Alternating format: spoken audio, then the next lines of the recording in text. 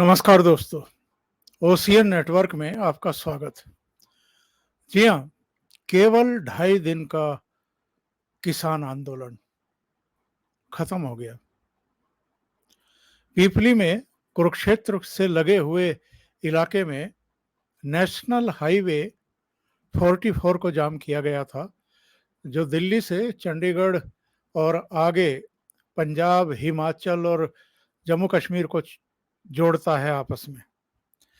खट्टर सरकार बहुत अच्छे तरीके से ये समझ गई थी कि ये आंदोलन एक्चुअल में शुरू क्यों किया गया है, इसे शुरू कराने वाले कौन लोग हैं, कौन सी ताकतें हैं, कौन सी पॉलिटिकल पार्टियां हैं, कौन से नेता हैं, उनका हेतु क्या है, उनकी मंशा क्या है, मकसद क्या है।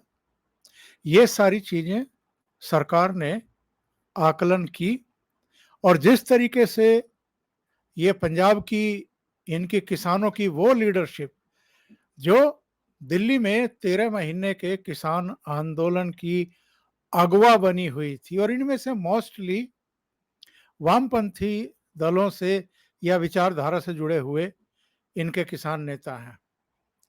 राकेश टिकैत का पीपली पहुंचना, कुरुक्षेत्र पहुंचना, अल्टीमेटम देना, 2 बार की बातचीत जब विफल हो गई 12 जून को, तो अधिक इंतजार ना करते हुए हाईवे को जाम कर देना, वहां जाम लगवा देना और लाखों लोगों की जो परेशानी है उसको अनदेखा करते हुए पीपली में जाम लगा करके बैठ जाना और सरकार को चैलेंज करने की कोशिश करना कि अगर हमारी बातें नहीं मानी जाती हैं तो फिर संयुक्त किसान मोर्चा ही अब इस आंदोलन को आगे चलाएगा और दिल्ली की तरह यहाँ अस्थाई मोर्चा कायम कर दिया जाएगा। मांग क्या थी? सूरजमुखी की फसल को एमएसपी पर खरीदा जाए। सरकार सूरजमुखी की फसल को एमएसपी पर नहीं खरीदती है। जो मार्केट रेट है हरियाणा में 4900 रुपये, 4900 रुपया, उसमें सरकार 1000 अपनी तरफ से सब्सिडी देती है, अनुदान के रूप में देती है। उसके लिए एक पोर्टल है, जो भी किसान मार्केट में बेचता है उसको प्रति कुंतल 1000 रुपया सरकार देती है। लेकिन इन लोगों की मांग थी कि कम से कम 6400 रुपये में प्रति कुंतल सूरजमुखी की फसल खरीदी जाए। वैसे तो बीती रात ही हरियाणा सरकार के एक अहम पदाधिकारी ने मुझे संकेत दिया था कि सरकार इस आंदोलन को लंबा नहीं खींचने देगी, हिंसक भी नहीं होने देगी, इसको बढ़ने भी नहीं देगी, यानी पीपली कुरुक्षेत्र के हाईवे तक ये सीमित रहे ऐसी कोशिश करेगी। और उनका ये भी संकेत था कि थोड़ा बहुत और बढ़ा करके इनको मना लिया जाएगा। यानी हरियाणा सरकार किसी भी सूरत में इस आंदोलन को लंबा नहीं खींचने देना चाहती थी और इसकी कई वजहें हैं। एक वजह तो ये है कि पिछले करीब करीब 6 महीने से हरियाणा के ही बलाली गांव के महावीर फोगाट अखाड़े के 2-3 पहलवान, जिनमें विनेश फोगाट, उसकी बहन संगीता फोगाट, संगीता के पति बजरंग पूनिया और रोहतक की रहने वाली साक्षी मलिक शामिल हैं। इन्होंने कुश्ती महासंघ के तत्कालीन अध्यक्ष ब्रजभूषण सिंह पर यौन शोषण के आरोप लगाए हैं। लंबी जद्दोजहद के बाद कनॉट प्लेस पुलिस स्टेशन में 2 एफआईआर भी दर्ज हो गई। अब उनकी जांच पड़ताल भी अंतिम चरण में पहुंच गई है। आज जब हम बात कर रहे हैं 14 जून को, तो उनको स्टेटस रिपोर्ट तैयार करनी है। 15 जून तक केंद्र सरकार ने कहा है कि ये स्टेटस रिपोर्ट या आरोप पत्र या एफआर जो भी होगा जांच का नतीजा दिल्ली पुलिस अदालत में पेश कर देगी। लेकिन पहलवान इस मांग पर अड़े हुए हैं कि ब्रजभूषण की गिरफ्तारी होनी चाहिए। उधर ये जो मसला शुरू किया था, ये गुरनाम सिंह चढ़ूनी ने और उनके साथियों ने शुरू किया था। 12 जून को इन लोगों ने शाहाबाद में 6 जून को शाहाबाद में जाम लगा दिया था कि सूरजमुखी की फसल एमएसपी पर खरीदी जाए। सरकार इसके लिए तैयार नहीं थी। जब इन लोगों ने जाम लगा दिया, पुलिस की चेतावनी के बावजूद ये वहां से नहीं उठे, तो बल प्रयोग हुआ, लाठीचार्ज हुआ, वाटर कैनन, और उसके बाद गुरनाम सिंह चढ़ूनी समेत उनके 14-15 दूसरे साथियों को गिरफ्तार किया गया, कोर्ट में पेश किया गया। वहां इन्होंने जमानत लेने से इनकार किया तो इनको उठा करके 14 दिन की जेल में भेज दिया गया। अब इस पूरे मामले में एंट्री हुई राकेश टिकैत की, और जो दिल्ली में आंदोलन चला रहे थे यानी एसकेएम के संयुक्त किसान मोर्चा के नेताओं की।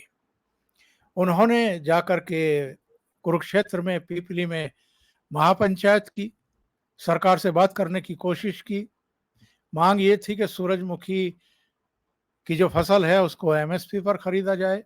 दूसरी मांग थी किसानों पर जो मुकदमे दर्ज किए गए हैं 6 जून वाली घटना के मामले में, वो वापस लिए जाएं। तीसरी मांग थी गुरनाम सिंह चढ़ूनी और उनके साथियों को रिहा किया जाए। अब जो लोग इस आंदोलन के पीछे थे और जो इसको लंबा खिंचवाना चाहते थे, ये वही लोग थे जो दिल्ली में 13 महीने तक तथाकथित किसान आंदोलन चलवाते रहे, उसे वित्त पोषित करते रहे, हर तरह की मदद पर्दे के पीछे से भी और सामने आकर के भी करते रहे। उसका कोई फायदा कांग्रेस को पंजाब में तो मिला नहीं। पंजाब में तो उसकी बहुत बुरी हार हुई। फायदा उठा लिया अरविंद केजरीवाल ने। अब ले दे करके जो नजर है कांग्रेस की, वो है हरियाणा पर। 2014 में कांग्रेस बहुत बुरी तरह से हारी थी। 2019 में भी वो 31 सीटों पर अटक करके रह गई थी। 90 के सदन में हरियाणा में किसी को भी बहुमत 47 सीटों का होना चाहिए अगर सरकार बनानी है। तो कांग्रेस 2 बार से सत्ता से बाहर है।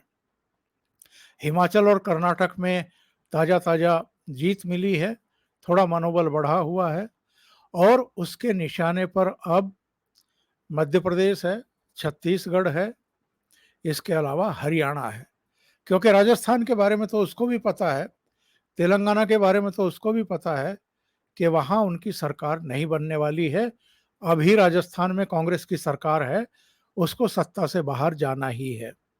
वहां भारतीय जनता पार्टी की वापसी होगी, ऐसा वहां के राजनीतिक जानकारों का, विश्लेषकों का ये मानना है। तो हरियाणा में ये कैसे होगा कि कांग्रेस वापसी करे, इसके लिए पहले मनोहर लाल खट्टर सरकार को बदनाम करने की जरूरत है, और इसके लिए कौन इनकी सहायता करता रहा है, क्योंकि कांग्रेस में खुद में तो कोई दम बचा नहीं है हरियाणा में। उसके अपने दम पर इतनी भीड़ या जाम लगाने वाले लोग आएंगे नहीं। आएंगे तो सरकार बड़ी आसानी से उनको बेदखल कर देगी, वहां से उठा करके जेलों में डाल देगी, क्योंकि राजनीतिक आंदोलन है। तो इसलिए किसानों को के नाम पर ये अलग अलग समय पर इस तरह के रायते फैलाने की कोशिश करते रहे हैं। मनोहर लाल खट्टर सरकार ने, और जाहिर है ऊपर बैठे हुए अमित शाह और प्रधानमंत्री नरेंद्र मोदी ने ही ये सजेस्ट किया होगा कि इस तरह के आंदोलनों को, इस तरह के धरने, प्रदर्शन, जाम जो हाईवेज पर लगाए जाते हैं, इनको अब लंबा ना खींचने दिया जाए। थोड़ा बहुत दबाव पड़ेगा आर्थिक तौर पर राज्य सरकार के ऊपर, उसे किसी तरह भुगत लिया जाएगा। तो सरकार ने कहा कि ठीक है, हम एमएसपी पर सूरजमुखी की फसल की खरीद कर लेते हैं। वैसे सरकार ने कल सुबह एक विज्ञापन जारी किया था और उसमें ये पूछा गया था इन जाम लगाने वालों को, जाम लगाने वालों से, आंदोलन चलाने वालों से, कि सूरजमुखी के सबसे ज्यादा रेट हरियाणा दे रहा है, इसके बावजूद राजमार्ग को रोक करके बैठ जाना क्या जायज है? और इस विज्ञापन में ये कहा गया था कि हरियाणा में 38,414 एकड़ में सूरजमुखी की फसल है। 8,528 किसानों को भावांतर योजना में प्रति कुंतल 1,000 रुपया अंतरिम राहत राशि दी जाती है। अब तक 29 करोड़ 13 लाख रुपए की राशि दी भी जा चुकी है। हरियाणा में मार्केट रेट 4900 रुपये और 1,000 रुपया सरकार की तरफ से, यानी सूरजमुखी का प्रति क्विंटल रेट 5,900 रुपया मिलता है। इसके उलट जहां इस समय कांग्रेस की सरकार है, कर्नाटक में 4,077 रुपये, जहां आम आदमी पार्टी की सरकार है पंजाब में केवल 4,000 रुपये, तमिलनाडु में जहां डीएमके की सरकार है वहां 3,550 रुपये, महाराष्ट्र और गुजरात में 3,975 रुपये प्रति क्विंटल का सूरजमुखी का रेट है। ये सच्चाई है दूसरे राज्यों की। और हरियाणा में कितना मिल रहा था? 6,900 रुपया, 5,900 रुपया। फिर भी अगर ये जाम लगा करके बैठे तो आप समझ सकते हैं कि इसके पीछे दिमाग किसका रहा होगा। और सब जानते हैं 13 महीने का भी जो आंदोलन चलाया गया उसके पीछे देशी विदेशी ताकतें भी थी, कांग्रेस भी थी, आम आदमी पार्टी भी थी और अकाली दल भी थे। और यहाँ हरियाणा में अगर इस तपती गर्मी में हाईवे पर ला करके 10 से 15 हजार किसानों को बैठा दिया गया और हरियाणा सरकार को बैकफुट पर धकेल करके उसकी छवि को खराब करने की कोशिश की गई, क्योंकि सरकार अगर जबरन इनको पुलिस बल का प्रयोग करके हटाने की कोशिश करती तो हिंसा होती तो कुछ भी हो सकता था। 10, 5, 10, 20 किसान मारे जा सकते थे। तो ऐसे में विरोधियों की वोट बैंक की पॉलिटिक्स को समझते हुए खट्टर सरकार ने एक तरीके से उनका गेम प्लान खत्म कर दिया, जो 2024 के लोकसभा और विधानसभा चुनाव से पहले हरियाणा को राजनीतिक तौर पर गरमाना चाहते थे, ध्रुवीकरण करना चाहते थे वोटों का, और सरकार को, भारतीय जनता पार्टी को बदनाम करने की साजिश रच रहे थे। एक और इसमें पक्ष है, 2014 में नरेंद्र मोदी के नेतृत्व में भारतीय जनता पार्टी को हरियाणा में 10 में से 7 लोकसभा सीटें मिल गई थी और 2019 में 10 की 10 लोकसभा सीटें भारतीय जनता पार्टी ने जीती थी। भूपेंद्र सिंह हुड्डा सोनीपत में हार गए थे, उनके बेटे दीपेंद्र हुड्डा रोहतक में हार गए थे और कांग्रेस के जो भी दिग्गज खड़े हुए थे वो सब चुनाव हारे थे। और भारतीय जनता पार्टी के प्रत्याशियों को फरीदाबाद और करनाल में तो 6 लाख से भी अधिक वोटों के अंतर से जीत मिली थी। 4 सीटें 5 सीटें ऐसी थी जहां जीत का अंतर 3 लाख से ज्यादा था। और यही वजह है कि कांग्रेस पार्टी परेशान है। उसको लगता है कि लगातार इस तरह की चीज़ों को अगर वो जारी रखवा सके तो शायद उसको कुछ फायदा हो सकता है। शायद 2014 के लोकसभा और विधानसभा चुनाव में उसकी संभावना बन सकती है। मैंने 2.5 दिन का किसान आंदोलन क्यों लिखा है?